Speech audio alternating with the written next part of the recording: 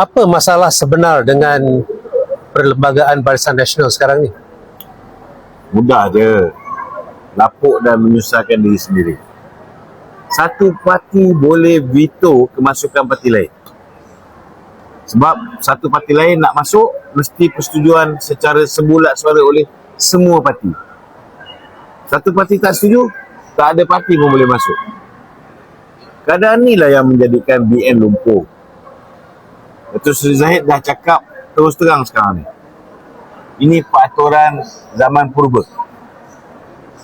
Tak boleh kita nak bina gabungan baru dengan pemikiran tahap muzium. Sebab realiti politik dah berubah. Politik hari ini tentang angka, gabungan dan survival politik.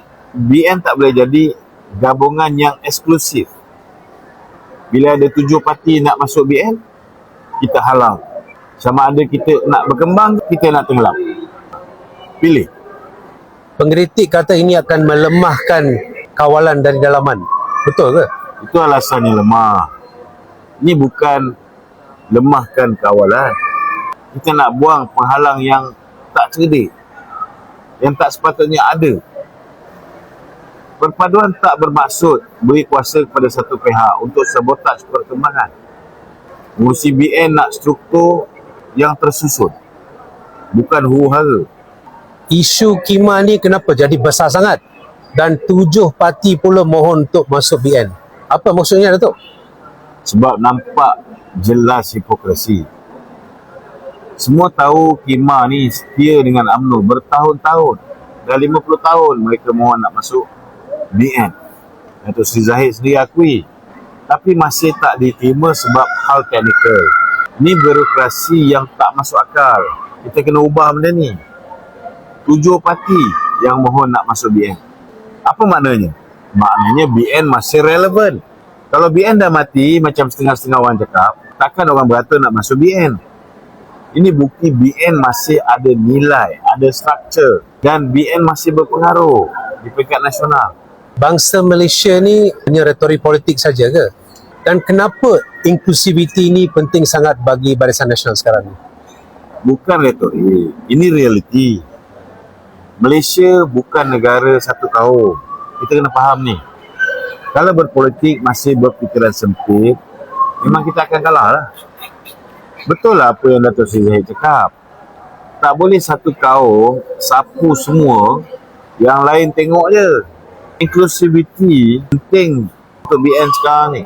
Sebab perpecahan tamatkan riwayat politik sesuatu gabungan. Politik sekarang penuh serpihan.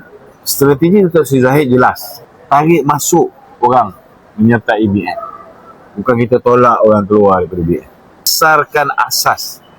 Kuatkan teras. Itu yang penting. Datuk Seri Zahid hentam pendirian yang tak konsisten. Apa cerita, Datuk? Dan kenapa beliau nak pendirian dibuat secara rasmi dan bukan sekadar kenyataan media? Dia kecam sifat lidah bercabang setengah pihak. Depan media cakap lain. Dalam mesyuarat cakap lain. Datuk Seri Zahid minta bagi mesej yang jelas. Apa pendirian kita? Pilih pendirian dan kena kekal dengan pendirian tu. Kesetiaan bukan ikut situasi.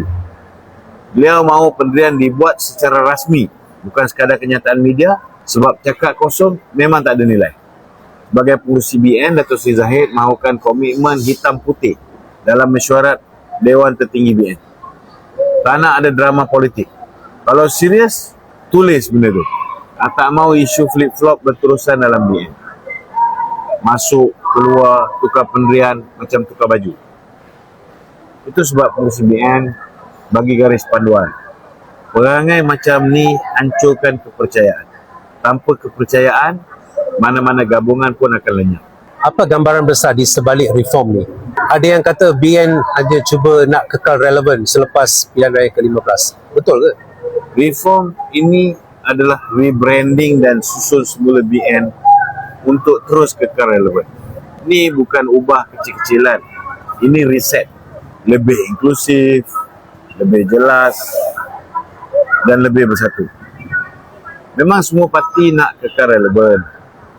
Bezanya Datuk Seri Zahid ada perancangannya.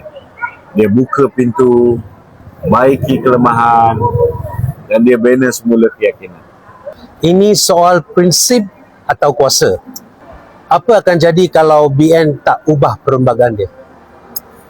Politik ni memang tentang kuasa. Tapi pengurusi BN ikat dengan prinsip inklusiviti dan perpaduan. Itu yang bagi keyakinan. Kalau BN tak ubah perlembagaan, duk reput je lah. Tak berkembang. Tak akan tambah rakan. Akhirnya jadi tidak relevan. Datuk Seri Zahid dah bagi pilihan yang jelas. Kita kena berubah atau kita akan mati. Jadi langkah Datuk Seri Zahid sebagai pengurusi BN adalah tepat. Tak boleh guna peraturan lama untuk menang dalam persekitaran politik baru. Datuk Seri Zahid mahu BN berubah untuk kita kekal relevan. Persoalannya, yang lain nak ikut ke atau terus nak jadi beban?